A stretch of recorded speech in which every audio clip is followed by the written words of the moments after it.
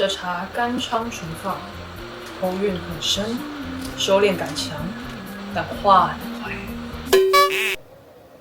你是不是也很常听到茶人讲一些似懂非懂的词，感觉自己像在听通关密语？大家不用担心，今天我们不用讲玄学，我们就把这些最常出现的普洱茶行话变成你看得懂、喝得懂的白话文，沟通没有障碍哦。记得大家一定要看到最后，因为片尾有彩蛋。两人一壶茶，聊遍茶天下。大家好，我是泰。大家好，我是小静。今天的影片啊，我们把普洱茶常用的名词分成4大类，让大家秒变内行。来点啊！走吧。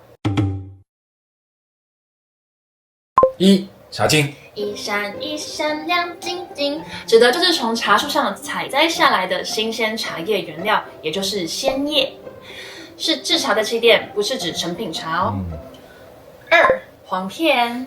在普洱茶制作的一道工序之中，有一个叫揉捻。在揉捻的过程中，茶叶有产生粗老、纤维化，而且它不能紧实，然后卷成像条索状的叶片，那这个叫做黄片。那黄片喝起来是口感比较甜柔但是滋味比较淡薄。那普洱茶毛茶制作完成之后，那必须将黄片挑出。这边跟大家分享一下，在普洱茶里面讲毛茶，它其实就是所谓的散茶。它是还没有压成饼，或者是茶单，或者是沱茶各种其他的形态的这个状况那跟我们讲所谓的台湾乌龙茶所谓的毛茶是不太一样的定义，所以这个部分跟大家分享一下，让大家稍微清楚。在过去大陆国营厂的这个茶叶收购标准里面，原料分成5级10等。那黄片呢是属于级外茶，所谓级外茶就是它不是在收购范围之内。那茶农会将毛茶出售之后，大部分自己会饮用没有办法出售的老黄片，所以我们在买任何普洱茶的时候呢，要挑选不含黄片的茶品，也真的不建议茶友们去购买或者品饮黄片，因为它是被剔除的这个茶品。那大部分的黄片，就像我刚刚讲的，是云南当地的茶农，或者是茶厂里面的员工自己在喝的，这是一个习俗的这个概念。对，你提到黄片这件事情啊，就是它的滋味嘛，然后甜，然后淡淡的味道，然后加上习俗这件事情，对，就会让我想到台湾的乌龙茶，不是会有茶梗吗？就是我们以闽南语来讲的这个茶基啦，对，其实是完全一样的概念。因为茶基是在茶农我们在做精制的时候，把茶汁挑出来，制茶的过程中已经完全做成完成品，那只是这个东西在重量上会增加，再是在品相上不是那么好看。那当地的茶农他们也会把茶基茶汁挑出来，他们会把它泡成一大壶，或者是冷泡，或甚至来煮，因为它不会有苦涩味，它是淡淡的甜味，这完全是一样，这就是习俗的概念。每一口茶都很珍贵。是，只要在做茶的茶农，他们都知道所有的茶叶，不管是我们说到古树茶，到栽培型的，其实制茶是一个非常辛苦的行业，真的就是以前我们在讲，当然这是讲重道了，就是粒粒皆辛苦，其实我觉得是片片皆辛苦，所以我们要向伟大的茶农致敬。第2大类。3. 润茶，又称醒茶，悄悄唤醒沉睡的心灵，慢慢张开你的眼睛。这 key 好低哦，下次唱高一点啊。冲泡前，先用热水快速浸润茶叶1次，并立即的倒掉。目的呢是在唤醒茶叶，清洁它的表面，还有激发香气。我们说润茶、醒茶，还有2个其他的名词，我们叫做洗茶。大部分想洗茶啦，但洗茶其实不是那么好听。另外一个比较好听就是温润泡。那这个步骤呢，多用于散茶，还有呢紧实的老茶，尤其像这种压很紧的，放了比如说20-30年的这种老茶，因为你没有办法用茶刀把它撬开了，它都一块一块的，它需要用温润泡的方式让它醒。那再来是另外一个是，找到了，这个是茶单龙珠或者是老茶单茶球，因为它也是紧实状，就是用温润泡的方式让它醒。4. 定点注水。注水的时候，将热水壶的壶嘴固定在盖碗或是茶壶的某一点，持续的注水。作用在于避免将热水直接冲击茶叶，使茶汤更柔和。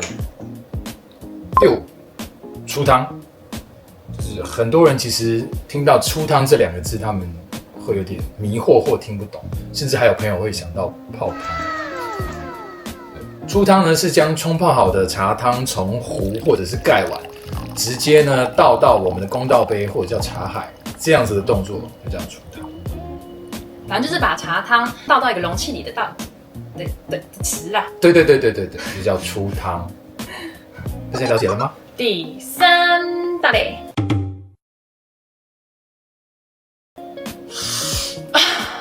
6. 挂杯香。茶汤倒入茶杯，品饮完毕后，残留在杯壁上的香气就是挂杯香。香气的持久度和类型是判断茶质的依据之一哦。挂杯香持久且冷闻，香气纯正，是好茶的表现。没错，这主要适用于就是发酵或者是成熟度高的茶品，比如说我们说乌龙、普洱。那通常呢，代表茶叶内含物质丰富，然后再来是制作工艺精良，就是好茶的表现。但是呢，好茶还有需要其他的因素做参照跟比对。那所以我们刚才讲说，这个挂杯香判断这个茶质好坏的依据之一而已。所以有机会呢，我们再开一集跟大家分享，有什么因素可以来做参照比对，成为一个好茶的因素。我连睡觉都闻得到我的喉咙的茶香的香味。确定是茶香吗？7. 喉韵。茶汤入口吞咽之后，在喉咙部位产生的干润、清凉，或者叫回香。所谓回香就是香料的那种回香，不是香料那个回香，是回来我们就说反馈的那个香气，它会到鼻腔这样的持续感受我们叫做喉韵。举例来说好了，好的普洱茶呢，喉韵深长而且持久，我们会用深长这2个字来形容哦。尤其是好的古树纯料的生普洱，它会产生这样子的喉韵的感觉。老王卖瓜，对我又是老王了。可是说真的，我在睡觉的时候，就是都可以闻得到那个茶香。像我们现在在喝这一泡也是这个喉韵的反馈也是非常非常好，对，很香。这个我不知道要怎么表演的。8. 收敛感。收敛感是指茶汤入口之后呢，口腔黏膜，尤其是舌面，还有两颊产生的这个紧致，还有微涩感。这种涩感如果能化开，并且呢能转为生津，生津就是有唾液的分泌，这就是好的表现。喝到有收敛感的茶，就是这边真的都会酸酸的。对啊，两颊啦，这个地方，尤其是我们下颚吧这个地方，因为它会有就是所谓的收敛感，所以就不需要医美了吗？我觉得古树茶就产生了自然医美的效果，所以真的会紧致。我觉得里面吧，外面可能需要医美。医美可以跟我们合作吗？又开始了。第4大类，9. 干仓湿仓。干仓是什么？就是把茶放在很干的仓啊。对啦，当然字面上解释是这样啦。那干仓的意思就是说要放在干燥、通风、那湿度适中的环境下，我们就讲自然存放的仓储方式。然后呢，干仓会转化比较慢，那茶汤会清亮，而且口感纯正。湿仓就是把茶放在很湿的仓，你放在浴室吗？然后连淋浴的时候都跟它一起普洱茶一起淋浴，湿仓吗？我们讲湿仓好了，现代的湿仓叫做用人为控制的方式，所以用人为控制高温高湿环境，加速普洱茶的陈化，或者呢我们叫做做旧，就是让它快速的变老，就可能当年份喝起来可能已经存放20年的这样子的口感。我们这样的仓储方式呢叫做湿仓。那但是湿仓呢容易产生仓味，然后呢叶底会偏暗，那活性就是因为在湿仓的状况下都已经消弭掉了，快速的氧化，那也会有损坏茶质的这个风险。10. 仓味。那是臭味。这是仓味啊？我已经存放很久了。仓味是什么？是什么？仓味是茶叶在存放的过程中，就因为环境就是比如说湿度啊，然后再来是空气可能不流通啊，环境不佳产生的不愉悦的气味类似有灰尘啊、闷木头或者有点稍微霉味的这样的气息。它跟陈香，所谓陈是这个存放的好的香气是不一样的。对，那我们讲说焖木头啊，会有一点霉味这样的气息，大部分会出现在存放没有密封好的纸箱比如说衣柜的上面，它又没有密封好的灰尘就会进去，或者呢也会有可能是有部分的太阳晒到，也会有这种灰尘的味道，香气都已经跑掉了。对，这叫做苍味。转啊！现在转什么？现在霓虹灯了。转这个字其实是被太简化了，转我们叫做后转化，还是后转化的这个3个字缩减成为转这个字。那因为普洱茶因为陈化，那长时间的存放会产生不同的口感变化，我们用转这个字来缩减成为叫做陈化的这个意思。所以我们常常用转来叙述说转出什么样的味道，转到什么样的口感，其实应该是这样讲，就是说，因为陈化或者是我们存放了3年，它变成什么的味道，所以转它只是浓缩。我刚刚形容的可能是存放了3年，就是存放了3年转到什么样的味道，它其实是一个变化的形容词，所以我们说用转。酒精，所以我们的茶都是用酒精的吗？酒是永久的酒，浸泡的浸，但是同音异字。